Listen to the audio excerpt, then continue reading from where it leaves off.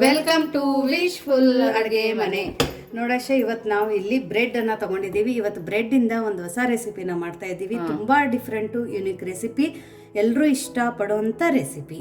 So ಇದು bread recipe ಆದ್ರೂ ತುಂಬಾ ಹೆಲ್ದಿ ವೇ ಇಂದ ಹೇಗೆ ಮಾಡೋದು ಅಂತಾನು ನಾನು ಹೇಳ್ಕೊಡ್ತೀನಿ. ಸೊ ಫಸ್ಟ್ ಇಲ್ಲಿ ನಾವು ಬ್ರೆಡ್ ಅನ್ನ ತಗೊಂಡಿದ್ವಲ್ಲ ಆಶಾ, ಈ ಬ್ರೆಡ್ ಅನ್ನ ನಾವು ಲಟ್ಟಿಸ್ಕೋಬೇಕು. ಲಟ್ಸೋಕ್ಕಿಂತ ಮುಂಚೆನು ಇದರ ಎಡ್ಜಸ್ ಸಹ ನಾವು ಕಟ್ ಮಾಡ್ಕೋಬೇಕು. ಸೊ ನೋಡಿ, ಇದ್ರದ್ದು ಎಡ್ಜಸ್ ಏನಿರುತ್ತಲ್ಲ brown colour, side full cut ಮಾಡ್ಕೊಬೇಕು. ಹೌದು, ಸೈಡನ್ನು ಕಟ್ ಮಾಡ್ಕೋಬೇಕು. ಈ ಥರ ಕಟ್ ಮಾಡಿಕೊಂಡು ಆಮೇಲೆ ಇದನ್ನು ನಾವು ಥಿನ್ನಾಗಿ ಲಟ್ಟಿಸ್ಬೇಕು. ನಾವೇನು ಊದಿರುತ್ತಲ್ಲ ಬ್ರೆಡ್, ಅದು ಸಣ್ಣಗಾದ್ರೆ ಸಾಕಲ್ವಾ? ಹೌದು. ಸೊ ನೋಡಿ, ತುಂಬ ಥಿನ್ನಾಗಿನೂ ಲಟ್ಸೋಕೋಬೇಡಿ, ಸ್ವಲ್ಪ ಇದು ನಮಗೆ ಒಂದು ಬೈಂಡಿಂಗ್ ಥರ ಬಂದರೆ ಸಾಕು. ಸೊ ಇದೇ ಥರ ನಾನು ಎಲ್ಲ ಬ್ರೆಡ್ಡನ್ನು ಲಟ್ಟಿಸ್ಕೊಂಡು ಬರ್ತೀನಿ. ಸೊ ನೋಡಿ, ನಾನು ಎಲ್ಲದನ್ನು ಈ ಥರ ಲಟ್ಟಿಸ್ಕೊಂಡು ಬಂದಿರೋದು. ಜಾಸ್ತಿ ಪ್ರೆಷರ್ ಹಾಕಿ ಲಟ್ಟಿಸ್ಬೇಡಿ, ನಾರ್ಮಲ್ ಆಗಿ ಲಟ್ಟಿಸಿ. ಸೊ ಇದು ಇನ್ನೂ ಅದ್ರೂ ಥಿಕ್ಕಾಗಿಯೇ ಇರುತ್ತೆ, ನಮಗೇನು ತುಂಬ ಥಿನ್ ಮಾಡೋದೇನು ಅವಶ್ಯಕತೆ ಇಲ್ಲ. ಇದರ ಎಡ್ಜಸ್ ಏನಿದೆ ಅಲ್ಲ, ಅದನ್ನು ನಾನು ತಗೊಂಡಿದ್ದೀನಿ. ಇವಾಗ ಈ ಎಡ್ಜಸ್ಸನ್ನು ನಾವು ಒಂದು ಮಿಕ್ಸಿ ಜಾರಕ್ಕೆ ಹಾಕೊಳ್ಳೋಣ. ನೋಡಿ, ಎಡ್ಜಸ್ ಕೂಡ ವೇಸ್ಟ್ ಆಗಲ್ಲ. ಸೊ ನೋಡಿ, ಇದರೆಲ್ಲ ಎಡ್ಜಸ್ ಸಹ ನಾವು ಇದನ್ನು ಮಿಕ್ಸಿ ಮಾಡ್ಕೊಂಡು ಬರೋಣ. ಇದರಿಂದ ಬ್ರೆಡ್ ಕ್ರಮ್ಸ್ ಆಗುತ್ತೆ ಆಶಾ. ಸೊ ಇದಕ್ಕೆ ನೀರು ಹಾಕಬಾರ್ದು, ಡ್ರೈ ಆಗಿನೇ ನಾವು ಇದನ್ನು ಬ್ರೆಡ್ ಕ್ರಮ್ಸ್ ಮಾಡ್ಕೊಂಡು ಬರಬೇಕು. ಸೊ ನೋಡಿ, ಈ ಥರ ಬ್ರೆಡ್ ಕ್ರಮ್ಸನ್ನು ಮಾಡ್ಕೊಂಡು ಬಂದಿರೋದು ಇಷ್ಟು ಸಣ್ಣ ಇದೆ. ತುಂಬ ದಪ್ಪ ಮಾಡ್ಕೋಬೇಡಿ, ಇಲ್ಲ ನಮಗೆ ಕ್ರಂಚಿ ಬೇಕು, ಒಂದು ಸ್ವಲ್ಪ ದಪ್ಪನೇ ಬೇಕಂದರೆ ದಪ್ಪನೂ ಮಾಡ್ಕೋಬೋದು. ಸೊ ಇವಾಗ ನಾವು ಇದನ್ನು ಒಂದು ಬೌಲಕ್ಕೆ ಹಾಕ್ಕೊಂಡು ಪಕ್ಕಕ್ಕೆ ಇಟ್ಕೊಂಡು ನೆಕ್ಸ್ಟ್ ಏನು ಮಾಡೋದು ಅಂತ ನೋಡೋಣ. ಒಂದು ಬೌಲ್ ತಗೊಂಡಿದ್ದೀವಿ, ಅದಕ್ಕೆ ಬೇಯಿಸಿರೋ ಆಲೂಗಡ್ಡೆನ ಸೇರಿಸ್ಕೊಳ್ತಾ ಇದ್ದೀವಿ. ಸಾಫ್ಟಾಗಿ ಬೇಯಿಸ್ಕೋಬೇಕು ಆಲೂಗಡ್ಡೆನ. ಈ ಆಲೂಗಡ್ಡೆನ ಬೇಕಂದರೆ ನೀವು ಕೈಯಿಂದನೂ ಸ್ಮ್ಯಾಶ್ ಮಾಡ್ಕೋಬೇಕು, ಇಲ್ಲ ಅಂದರೆ ನಿಮ್ಮ ಹತ್ರ ಸ್ಮ್ಯಾಶರ್ ಇದ್ದರೆ ಸ್ಮ್ಯಾಶರಿಂದನೂ ನಾವು ಇದನ್ನು ಸಾಫ್ಟಾಗಿ ಸ್ಮ್ಯಾಶ್ ಮಾಡ್ಕೊಂಡು ಬರಬೇಕು. ಯಾಕಂದರೆ ಇದ್ರ ಒಳಗಡೆ ಜಾಸ್ತಿ ಗಂಟಿರಬಾರ್ದು, ನಾರ್ಮಲಾಗಿ ಒಂದು ಸ್ವಲ್ಪ ಇದ್ದರೆ ನಡೆಯುತ್ತೆ. ಬಟ್ ಸ್ಮ್ಯಾಶರಿಂದ ತುಂಬ ಸ್ಮೂತಾಗಿ ಮತ್ತು ತುಂಬ ಚೆನ್ನಾಗಾಗುತ್ತೆ. ಸೊ ಇದೆಲ್ಲನೂ ನಾವು ಒಂದು ಸ್ವಲ್ಪ ಸ್ಮ್ಯಾಶ್ ಮಾಡ್ಕೊಂಡು ಬರೋಣ. ಸೊ ನೋಡಿ, ಎಲ್ಲದನ್ನು ಈ ಥರ ಸ್ಮ್ಯಾಶ್ ಮಾಡ್ಕೊಂಡು ಬಂದಿರೋದು. ಇವಾಗ ಇದ್ರೊಳಗಡೆ ಯಾವ್ಯಾವ ಥರ ಮಸಾಲೆನ ಹಾಕೊಳ್ಳೋದು ಅಂತ ನೋಡೋಣ. ಮಸಾಲೆ ನಮಗೆ ಸ್ಪೆಸಿಫಿಕ್ ಬೇಕೇ ಅಂತ ಏನಿಲ್ಲ, ಮನೆಯಲ್ಲಿ ಇರೋವಂಥ ಇಂಗ್ರೀಡಿಯೆಂಟ್ಸ್ನ ಬಳಸಿಬಿಟ್ಟು ಇವತ್ತಿನ ನಾವು ಇದು ರೆಸಿಪಿನ ಮಾಡ್ತಾಯಿದ್ದೀವಿ. ಸೊ ನೋಡಿ, ಇವಾಗ ಇದ್ರೊಳಗಡೆ ರುಚಿಗೆ ಉಪ್ಪನ್ನು ಹಾಕೊಳ್ಳೋಣ. ಉಪ್ಪನ್ನು ನೋಡಿಬಿಟ್ಟು ಹಾಕೊಳ್ಳಿ. ಒಂದು ಅರ್ಧ ಸ್ಪೂನಷ್ಟು ಧನಿಯಾ ಪೌಡರನ್ನು ಹಾಕೊಳ್ಳೋಣ. ಅರ್ಧ ಸ್ಪೂನಷ್ಟು ಕರಿಮೆಣಸಿನ ಪುಡಿನ ಹಾಕೊಂಡಿರೋದು, ಬ್ಲ್ಯಾಕ್ ಪೆಪ್ಪರ್ ಪೌಡರ್. ಕ್ರಷ್ ಮಾಡಿ ಕೂಡ ಹಾಕೋಬೋದಾ? ಕ್ರಷ್ ಮಾಡಿ ಹಾಕೊಂಡ್ರೆ ಇನ್ನೂ ಒಳ್ಳೆ ಫ್ಲೇವರ್ ಬರುತ್ತೆ. ಒಂದು ಅರ್ಧ ಸ್ಪೂನಷ್ಟು ಗರಂ ಮಸಾಲ. ಇವಾಗ ಇದಕ್ಕೆ ನಾವು ಒಂದು ಸ್ವಲ್ಪ ಚಿಲ್ಲಿ ಫ್ಲೇಕ್ಸನ್ನು ಹಾಕೊಳ್ಳೋಣ. ಚಿಲ್ಲಿ ಫ್ಲೇಕ್ಸ್ ನಿಮಗೆ ಯಾವ ಥರ ಬೇಕು, ಜಾಸ್ತಿ ಬೇಕಂದರೆ ಜಾಸ್ತಿ ಹಾಕೊಳ್ಳಿ, ಕಡಿಮೆ ಬೇಕಂದರೆ ಕಡಿಮೆ ಹಾಕೊಳ್ಳಿ. ಬಟ್ ಚಿಲ್ಲಿ ಫ್ಲೇಕ್ಸನ್ನು ಕಂಪಲ್ಸರಿ ಹಾಕೊಳ್ಳೇಬೇಕು, ಅದರಿಂದ ತುಂಬ ಒಳ್ಳೆ ಫ್ಲೇವರ್ ಬರುತ್ತೆ. 1 ಸ್ಪೂನಷ್ಟು ಇಲ್ಲಿ ನಾನು ಆರ್ಗ್ಯಾನೋನ ತೊಗೊಂಡಿದ್ದೀನಿ. ಇದು ಆಪ್ಷನಲ್ ಇದೆ, ನಿಮ್ಗೆ ಬೇಕಂದರೆ ಹಾಕೊಳ್ಳಿ ಅಥವಾ ನೀವು ಇದನ್ನು ಸ್ಕಿಪ್ ಮಾಡ್ಕೋಬೋದು. ಬಟ್ ಈ ಥರ ಹಾಕೊಳ್ಳೋದ್ರಿಂದ ಏನಾಗುತ್ತೆ ಅಂದರೆ ಒಳ್ಳೆ ಫ್ಲೇವರ್ ಮತ್ತು ಟೇಸ್ಟ್ ಕೊಡುತ್ತೆ. ಇದು ಟೇಸ್ಟ್ ಮೇಕರ್ ಆಗಿ ಕೆಲಸ ಮಾಡುತ್ತೆ. ಸೊ ಇದು 1 ಸ್ಪೂನ್ ಹಾಕೊಂಡಿದ್ದೀನಿ. ನಿಮ್ಮ ಹತ್ರ ಇಲ್ಲ ಅಂದರೆ ಡಾಮಿನೋಸ್ದು ನೀವು ಪಿಜ್ಜಾ ಆರ್ಡರ್ ಮಾಡಿದಾಗ ಪಿಜ್ಜಾ ಜೊತೆ ಕೊಡ್ತಾರಲ್ಲ, ಆ ಪಿಜ್ಜಾ ಮಿಕ್ಸನ್ನು ನೀವು ಇದ್ರ ಒಳಗಡೆ ಹಾಕೋಬಹುದು. ಅರ್ಧ ಸ್ಪೂನಷ್ಟು ಇಲ್ಲಿ ನಾನು ಚಾಟ್ ಮಸಾಲಾನ ಹಾಕೋತಾ ಇದ್ದೀನಿ. 1 ಸ್ಪೂನಷ್ಟು ಕೆಂಪು ಖಾರದ ಪುಡಿ. ಖಾರನ ನೋಡಿ ಹಾಕೊಬೇಕು. ಹೌದು, ಯಾಕಂದ್ರೆ ಚಿಲ್ಲಿ ಫ್ಲೇಕ್ಸ್ ಬೇರೆ ಹಾಕೊಂಡಿರ್ತೀವಿ. ಹೌದು. ಸ್ವಲ್ಪ ಅರಿಶಿಣದ ಪುಡಿನ ಹಾಕೊಳ್ಳೋಣ, ಇದರಿಂದ ಕಲರ್ ತುಂಬ ಚೆನ್ನಾಗಿ ಬರುತ್ತೆ. ಸೊ ಇವಾಗ ನಾವು ಇದೆಲ್ಲಾನು ನೀಟಾಗಿ ಮಿಕ್ಸ್ ಮಾಡ್ಕೊಳ್ಳೋಣ. ಫಸ್ಟು ಚೆನ್ನಾಗಿ ಮಸಾಲೆನ ಆಲೂಗಡ್ಡೆ ಜೊತೆ ಹೊಂದ್ಕೋಬೇಕು, ಆ ಥರ ನಾವು ಇದನ್ನು ಮಿಕ್ಸ್ ಮಾಡ್ಕೊಳ್ಳೋಣ. ಇದಕ್ಕೆ ನೀರು ಬೇಕಾಗಿಲ್ಲ, ಇದೇ ಥರ ನಾವು ಇದನ್ನು ಮಿಕ್ಸ್ ಮಾಡ್ಕೊಳ್ಳೋಣ. ಸೊ ನೋಡಿ, ಮಸಾಲೆ ಎಲ್ಲ ತುಂಬ ಚೆನ್ನಾಗಿ ಮಿಕ್ಸ್ ಆಗಿದೆ. ಇವಾಗ ನಾವು ಇದ್ರ ಒಳಗಡೆ ಕೆಲವೊಂದೊಂದು ತರಕಾರಿಗಳನ್ನ ಹಾಕೊಳ್ಳೋಣ. ಯಾವುದು ಅಂತ ನೋಡೋಣ ಬನ್ನಿ. ಇದ್ರ ಒಳಗಡೆ ಇವಾಗ ನಾವು ಸಣ್ಣದಾಗಿ ಕಟ್ ಮಾಡ್ಕೊಂಡಿರುವಂಥ ಕ್ಯಾಪ್ಸಿಕಮ್ನ ಹಾಕೊಳ್ಳೋಣ. ಇಲ್ಲಿ ನಾನು ಗ್ರೀನ್ ಕ್ಯಾಪ್ಸಿಕಮ್ ತೊಗೊಂಡಿದ್ದೀನಿ. ನಿಮ್ಮ ಹತ್ರ ಕೆಂಪು ಅಥವಾ ಹಳದಿ ಕಲರ್ ಕ್ಯಾಪ್ಸಿಕಮ್ ಇತ್ತಂದ್ರೂ ಹಾಕೋಬಹುದು, ಇನ್ನು ಕಲರ್ಫುಲ್ಲಾಗಿ ತುಂಬ ಚೆನ್ನಾಗಿ ಕಾಣುತ್ತೆ. ಸ್ವಲ್ಪ ಆನಿಯನ್ನ ಹಾಕೊಳ್ಳೋಣ, ಸಣ್ಣದಾಗಿ ಕಟ್ ಮಾಡ್ಕೊಂಡಿರೋಂಥ ಆನಿಯನ್ನು. ಸ್ವಲ್ಪ ಕೊತ್ತಂಬರಿ ಸೊಪ್ಪನ್ನು ಹಾಕೊಳ್ಳೋಣ. ನಾವಿಲ್ಲಿ ಬೇಯಿಸಿರೋ ಬಟಾಣಿನ ಹಾಕೊಳ್ತಾ ಇದ್ದೀವಿ, ನೀವು ಹಸಿ ಬಟಾಣಿ ಕೂಡ ಹಾಕೊಬೋದು. ನಾವಿಲ್ಲಿ ಬೇಯಿಸ್ಬಿಟ್ಟು ತಗೊಂಡಿದ್ದೀವಿ. ನೋಡಿ, ಎಷ್ಟು ಸಾಫ್ಟಾಗಿ ಬೇಯಿಸ್ಕೊಬೇಕು. ಸೊ ಇದನ್ನೆಲ್ಲ ನಾವು ನೀಟಾಗಿ ಮಿಕ್ಸ್ ಮಾಡ್ಕೊಳ್ಳೋಣ ಅಂತೆ. ಚೆನ್ನಾಗಿ ಇದು ಬೈಂಡ್ ಆಗಬೇಕು. ನೋಡಿ, ಈ ಥರ ನೀಟಾಗಿ ಬೈಂಡ್ ಆಗಬೇಕು. ನಿಮ್ಗೆ ಇಷ್ಟ ಆಗಿರುವಂಥ ತರಕಾರಿನ ಹಾಕಿಬಿಟ್ಟು ಸಹ ನೀವು ಇನ್ನೂ ಹೆಲ್ದಿ ಮಾಡ್ಕೋಬಹುದು. ಸೊ ಇದೆಲ್ಲನೂ ನಾವು ನೀಟಾಗಿ ಕಲಿಸ್ಕೊಂಡು ಬರೋಣ. ಸೊ ನೋಡಿ ಎಲ್ಲ ಮಸಾಲೆನೂ ಈ ಥರ ನಾವು ಮಿಕ್ಸ್ ಮಾಡ್ಕೊಂಡು ಬಂದಿದ್ದೀವಿ. ಸೊ ನೋಡಿ ಇವಾಗ ಇಲ್ಲಿ ಬ್ರೆಡ್ ಕ್ರಮ್ಸನ್ನು ನಾವೇನು ಮಾಡ್ಕೊಂಡಿದ್ವಲ್ಲ, ಈ ಬ್ರೆಡ್ ಕ್ರಮ್ಸನ್ನು ಇದ್ರೊಳಗಡೆ ಒಂದು ಸ್ವಲ್ಪ ಉದುರಿಸ್ಕೊಳ್ಳೋಣ. ಇದರಿಂದ ತುಂಬ ಒಳ್ಳೆ ರುಚಿ ಬರುತ್ತೆ. ಆಮೇಲೆ ಮತ್ತೆ ಇದನ್ನು ನಾವು ನೀಟಾಗಿ ಮಿಕ್ಸ್ ಮಾಡ್ಕೊಳ್ಳೋಣ. ಸೊ ನೋಡಿ ಇದು ನೀಟಾಗಿ ಕಂಬೈನ್ ಆಗಿದೆ, ನೀಟಾಗಿ ಮಿಕ್ಸ್ ಆಗಿದೆ. ಇವಾಗ ಸದ್ಯಕ್ಕೆ ಈ ಮಿಶ್ರಣನ ನಾವು ಪಕ್ಕಕ್ಕಿಟ್ಟು ನೆಕ್ಸ್ಟ್ ಏನು ಮಾಡೋದು ಅಂತ ನೋಡೋಣ. ನೋಡಿ ಒಂದು ಬೌಲ್ನ ತೊಗೊಂಡಿದ್ದೀವಿ. ಒಂದು ಸಣ್ಣ ಬೌಲ್ ಆಗೋಷ್ಟು ಕಡಲೆ ಹಿಟ್ಟನ್ನು ಹಾಕ್ಕೊಳ್ತಾ ಇದ್ದೀನಿ. ಅದಕ್ಕೆ 1 ಸ್ಪೂನ್ ಅಷ್ಟು ಇಲ್ಲಿ ನಾನು ಅಕ್ಕಿ ಹಿಟ್ಟನ್ನು ಹಾಕ್ಕೊಂಡಿದ್ದೀನಿ. ಅಕ್ಕಿ ಹಿಟ್ಟು ಹಾಕೊಳ್ಳೋದ್ರಿಂದ ತುಂಬ ಗರಿ ಗರಿಯಾಗಿ ಮತ್ತು ತುಂಬ ಚೆನ್ನಾಗಿ ಬರುತ್ತೆ ನಾವು ಮಾಡುವಂಥ ಸ್ನ್ಯಾಕ್ಸು.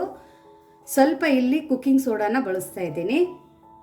ಸೊ ಇದ್ರ ಒಳಗಡೆ ಒಂದು ಸ್ವಲ್ಪ ಕಲರ್ಗೋಸ್ಕರ ಇಲ್ಲಿ ನಾನು ಅರಿಶಿಣದ ಪುಡಿನ ಹಾಕೋತಾ ಇದ್ದೀನಿ. ಸೊ ನೋಡಿ ಸ್ವಲ್ಪ ಸ್ವಲ್ಪ ನೀರನ್ನು ಹಾಕಿಬಿಟ್ಟು ನಾವಿದು ಥಿಕ್ ಬ್ಯಾಟರ್ ಮಾಡಬೇಕು. ತುಂಬ ತಿಳು ಇರಬಾರ್ದು, ಸ್ವಲ್ಪ ಗಟ್ಟಿಯಾಗಿಯೇ ಇರಬೇಕು. ಹಾಗಾಗಿ ಸ್ವಲ್ಪ ಸ್ವಲ್ಪ ನೀರನ್ನು ಹಾಕ್ತಾ ನಾವಿದನ್ನು ಥಿಕ್ ಬ್ಯಾಟರನ್ನು ಮಾಡ್ಕೊಳ್ಳೋಣ.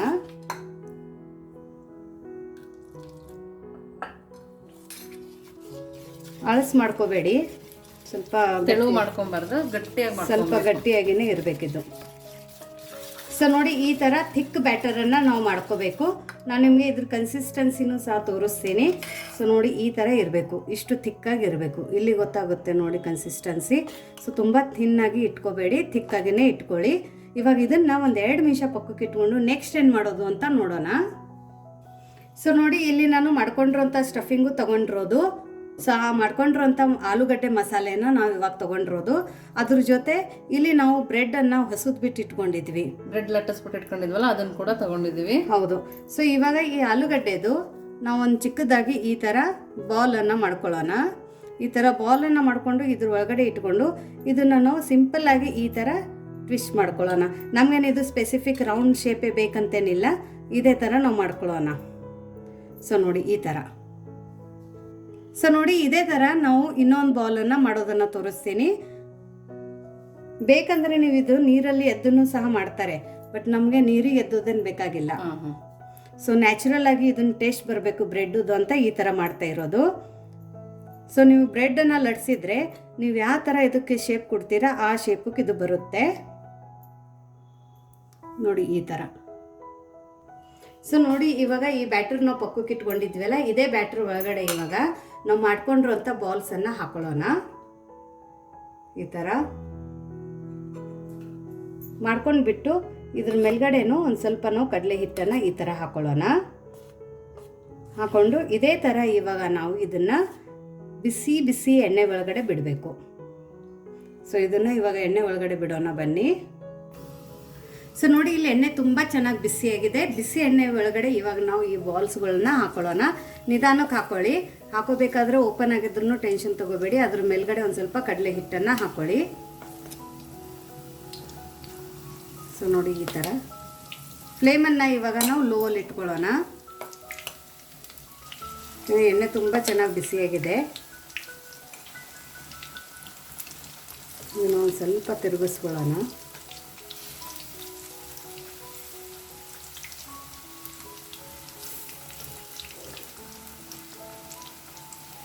ಇದು ಬ್ರೆಡ್ ಎಲ್ಲ ಹಾಕೋದ್ರಿಂದ ಬ್ರೆಡ್ ಕ್ರಮ್ಸ್ ಎಲ್ಲ ಇರುತ್ತಲ್ಲ, ಹಾಗಾಗಿ ಇದು ತುಂಬ ಕೆಂಪು ಕಲರಲ್ಲಿ ಬಂದ್ಬಿಡುತ್ತೆ. ನಿಮಗೆ ನ್ಯಾಚುರಲ್ ಆಗಿ ಇದು ಕೆಂಪು ಕಲರ್ ಬರುತ್ತೆ. ಆಮೇಲೆ ಒಳಗಡೆ ಬ್ರೆಡ್ ಇರೋದ್ರಿಂದ ನಿಮಗೆ ಈ ಕಲರ್ ಬರುತ್ತೆ. ಸೊ ನೋಡಿ ಇವಾಗ ಇದನ್ನು ನಾವು ಮೀಡಿಯಮ್ ಫ್ಲೇಮಲ್ಲಿ 1 ನಿಮಿಷ ಇದನ್ನು ಕರ್ಕೊಳ್ಳೋಣ. ಸೊ ನೋಡಿ ಇದು ಎಣ್ಣೆಯಲ್ಲಿ ನಾವು ಈ ಥರ ಕರ್ಕೊಂಡಿರೋದು. ಇವಾಗ ನಾವು ಇದನ್ನು ತಕ್ಕೊಳ್ಳೋಣ. ನೀಟಾಗಿ ತಿರುಗಿಸಿ ಚೆನ್ನಾಗಿ ಕರೆದಿದೆ ನೋಡಿ, ಎಷ್ಟು ಚೆನ್ನಾಗಿ ಬಂದಿದೆ. ಇದನ್ನು ನಾವು ಇವಾಗ ಒಂದು ಟಿಶ್ಯೂ ಪೇಪರ್ ಒಳಗಡೆ ತಕ್ಕೊಳ್ಳೋಣ ಆಶಾ. ಸೊ ನೋಡಿ ಇಲ್ಲಿ ನಮ್ಮದು ಬಿಸಿ ಬಿಸಿ ವಡಾ ಪಾವ್ ರೆಡಿಯಾಗಿದೆ. ಇದು ಉಲ್ಟಾ ವಡಾ ಪಾವ್ನು ಅನ್ಬೋದು, ಬ್ರೆಡ್ದು ವಡಾ ಪಾವ್ನು ಅನ್ಬೋದು. ಎಷ್ಟು ಚೆನ್ನಾಗಿ, ಎಷ್ಟು ಟಮ್ ಅಂತ ಉಬ್ಬಿದೆ ನೋಡಿ, ಎಷ್ಟು ಚೆನ್ನಾಗಾಗಿದೆ. ಇದ್ರ ಜೊತೆ 2 ಹಸಿಮೆಣಸಿನ್ಕಾಯಿ, ಆಮೇಲೆ ಒಂದು ಸ್ವಲ್ಪ ಕೆಚಪ್ಪು ಇದ್ದರೆ ಹೇಗಿರುತ್ತೆ ಅಂತ ಹೇಳಿ ಬಾಯಲ್ಲಿ ನೀರು ಬರ್ತಾ ಇದೆಯಾ, ಪಟ್ ಅಂತ ಎತ್ಕೊಂಡು ಹೋಗಿ ತಿನ್ನಿ. ಸೊ ನೋಡಿ ಇದು ವಡಾಪಾವ್ ಎಷ್ಟು ಕ್ರಿಸ್ಪಿಯಾಗಿ ಎಷ್ಟು ಚೆನ್ನಾಗಾಗಿದೆ ನೋಡಿ. ಇಲ್ಲಿ ನಾನು ನಿಮ್ಗೆ ಓಪನ್ ಮಾಡಿ ತೋರಿಸ್ತೀನಿ. ಒಳಗಡೆ ಬ್ರೆಡ್ ಇದೆ. ವಾವ್ ನೋಡಿ, ತುಂಬಾನೇ ಚೆನ್ನಾಗಿ. ಇದ್ರ ಲೇಯರ್ ನೋಡಿ, ಕಲರ್ ನೋಡಿ, ಒಳಗಡೆ ಬ್ರೆಡ್ ಹಾಕಿದ್ದೀವಿ ಅಂತಲೂ ಅನ್ನಿಸ್ತಾ ಇಲ್ಲ, ಅಷ್ಟು ಚೆನ್ನಾಗಿದೆ. ಇದ್ರ ಕನ್ಸಿಸ್ಟೆನ್ಸಿನೂ ತುಂಬ ಚೆನ್ನಾಗಿ ಬಂದಿದೆ, ಟೆಕ್ಸ್ಚರ್ ತುಂಬ ಚೆನ್ನಾಗಿ ಬಂದಿದೆ. ಒಳ್ಳೆ ಕಲರು, ಒಳ್ಳೆ ಟೆಕ್ಸ್ಚರು, ಆಯಿಲು ಸಹ ಜಾಸ್ತಿ ಇಟ್ಕೊಂಡಿಲ್ಲ ನೋಡಿ. ಸ್ವಲ್ಪನೂ ಆಯಿಲ್ ಎಳ್ಕೊಂಡಿಲ್ಲ. ಸೊ ಈ ಥರ ಮೆಥಡಲ್ಲಿ ನೀವು ಮಾಡಿದರೆ ಮನೆಯಲ್ಲಿ ಸುಮಾರು ಬ್ರೆಡ್ ಇದೆ ಅಂದರೆ ಈ ಥರ ಒಂದು ರೆಸಿಪಿನ ಮಾಡಿ. ಬೇಗ ಕೂಡ ಖಾಲಿ ಆಗುತ್ತೆ ಮನೆಯಲ್ಲಿ. ಹೌದು, ಇದು ನನ್ನ ಮಗಳಿಗೆ ತುಂಬ ಫೇವ್ರೇಟ್. ಇವತ್ತು ವಿಡಿಯೋದ ಹತ್ರ ಅವಳು ಇದ್ದಾಳೆ. ಆಶಾ ಮತ್ತು ನನ್ನ ಮಗಳು ಇಬ್ಬರು ಟೇಸ್ಟ್ ಮಾಡಿ ಹೇಳ್ತಾರೆ. ತಗೋಸಾನು